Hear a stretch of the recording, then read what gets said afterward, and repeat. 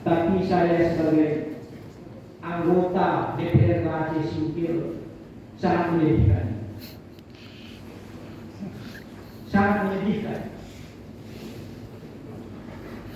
Ke depan kami harapkan negeri ini jangan dipotong. Apakah kita langsung bertanya dulu baru diskor? Apa kalau gini nanti skor balik kan setiap kita tanya? Kita. Oh, dua orang menanya udah skor, ataupun satu orang menanya skornya. Kalau ini sebulan kita kan selesai. Syederalon hujan interupsi warnai rapat paripurna DPRK Aceh Singkil dengan agenda penyampaian penjelasan Bupati Aceh Singkil Safriadi Oyon terhadap interpelasi Dewan pada Senin 2 Maret 2026. Awalnya rapat paripurna yang dihadiri 23 dari 25 anggota DPRK Aceh Singkil itu berjalan mulus.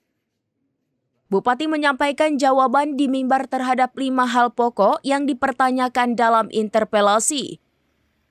Masing-masing penggunaan dana bantuan Presiden untuk korban banjir senilai 4 miliar rupiah.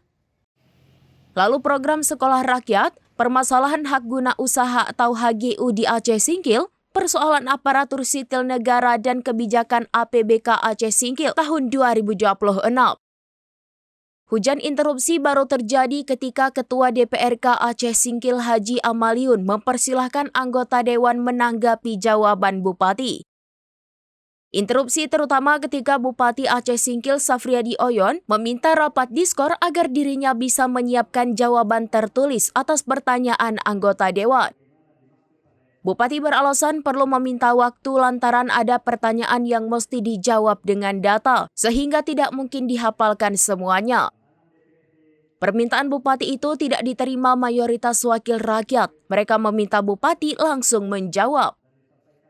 Setelah terjadi saling interupsi, akhirnya Ketua DPRK Aceh Singkil Haji Amaliun mempersilahkan Bupati menjawab pertanyaan yang tahu saja secara langsung. Rapat paripurna interpelasi itu dihadiri massa yang datang dari berbagai pelosok Aceh Singkil. Dari Aceh Singkil, Dede Rosadi, serambinews.com.